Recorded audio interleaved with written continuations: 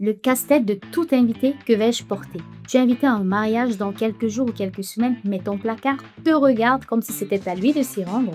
Respire car aujourd'hui, on va trouver la tenue parfaite pour l'occasion, celle-là qui te fera briller et être inoubliable. C'est vrai, c'est pas ton jour, c'est pas à toi de voler la vedette, mais quelle occasion propice pour prouver que tu maîtrises les codes vestimentaires. Bref, dans cette vidéo, on va parcourir plusieurs styles différents afin que tu puisses tirer ton épingle du jeu. Générique, on voit ça tout de suite.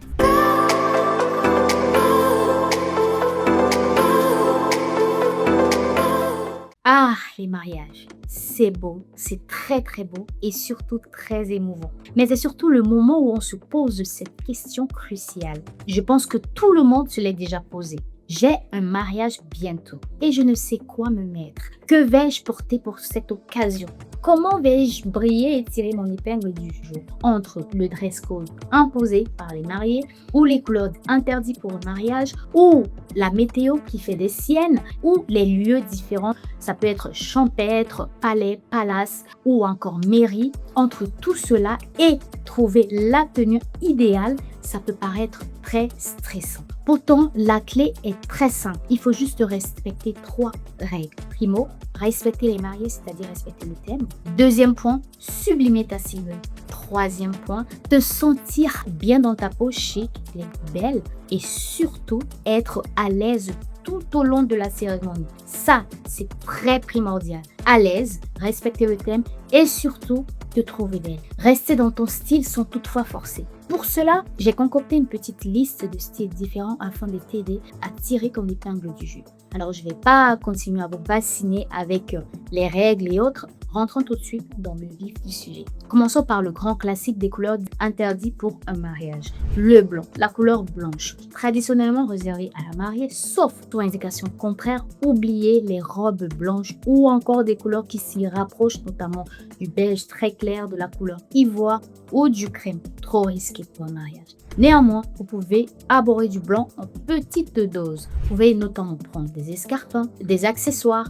Tant que ce n'est pas un total look, ça passe. Et le noir. Le noir est considéré comme une couleur du deuil. Donc, quand il y a des deuils, des décès, des enterrements et même des gens qui portent du veuvage noir. Alors, le noir est vu comme étant une couleur limite porte-malheur. Pourtant, la couleur noire est une couleur qui inspire le luxe, la prestance, l'assurance, la puissance. Mais attention, là on parle de mariage. Alors il faut choisir des matières nobles, jouer avec des accessoires, des textures, sans oublier d'adoucir cette couleur avec des accessoires colorés, apporter un petit peu de couleur et surtout quand c'est en journée. Ou miser sur des couleurs vives, des tons pastels ou des teintes terreuses selon l'heure de la journée. Mais le noir, encore une fois, toutes les couleurs dites interdites, apportez-les en petite dose si vous savez créer une belle harmonie, une belle lisibilité du look, apporterait vraiment du peps, du noir. Pour un mariage, why not? Si tu sais agencer les matières, créer des looks vraiment vivants, pourquoi pas? Mais en total look fade et triste, non, à moins que ce soit le mariage de ton ex, que tu veux un peu créer, genre je viens enterrer notre passé, tout en amenant une énergie négative parce que tu es le noir en petite dose, mais j'espère que vous avez compris. Autre couleur dite interdite pour un mariage. Continuons un petit peu, hein, on va faire une petite parenthèse.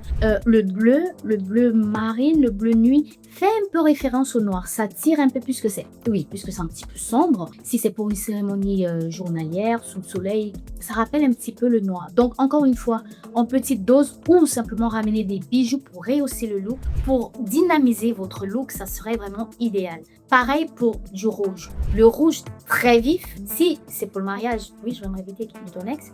Oui, pourquoi pas. Le rouge très vif, très intense, très, rouge coquelicot, un rouge qui pétant, qui impose. On dit le blanc est interdit pour un mariage, le rouge attire trop l'attention. Mais si vous prenez ces deux couleurs, vous faites des compositions de fou malade.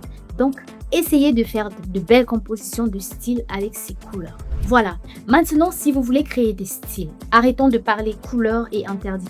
Entrons dans les styles vestimentaires. Si vous voulez créer un style glamour chic, audacieux mais assumé, alors je vous conseillerais des robes en satin, dos nu, avec des fentes bien maîtrisées. Ce style est idéal pour des mariages hivernaux. Vous serez juste sensationnel. Le style tailleur / power look. Osez le pantalon pour un mariage. Je ne sais pas si pour certains c'est osé, mais c'est faisable. Tailleur pantalon, coloré, combinaison fluide, blazer oversize, féminine, élégante, stylée et franchement tellement sexy. Alors ce style est catégorisé pour des mariages civils.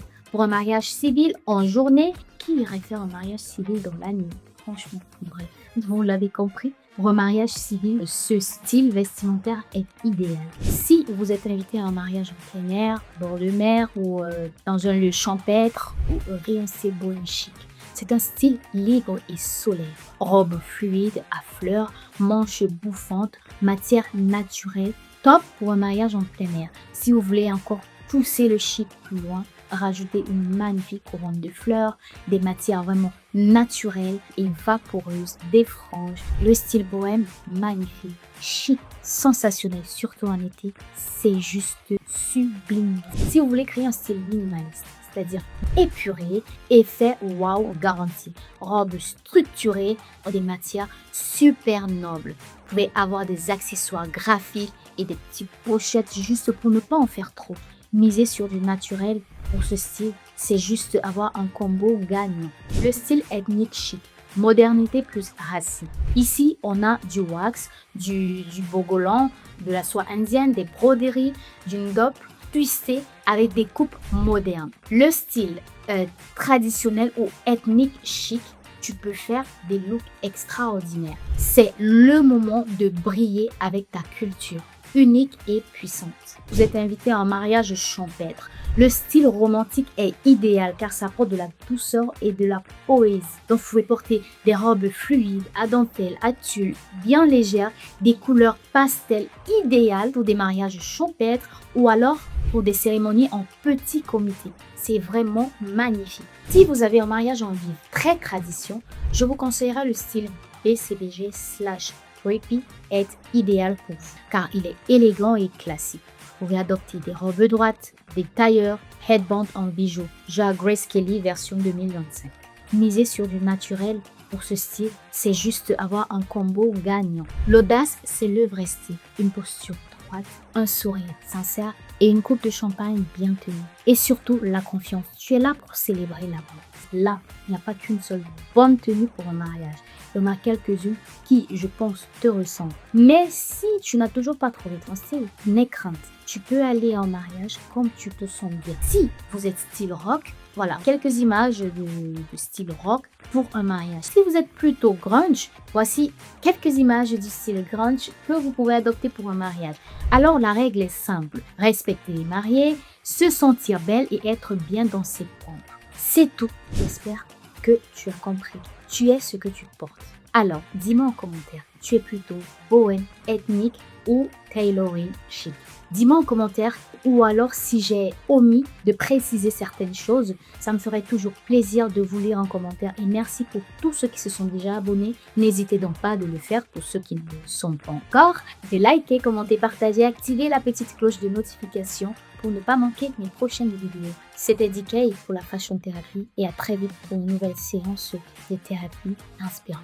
N'oublie pas, tu es ce que tu portes. À très vite. Bisous.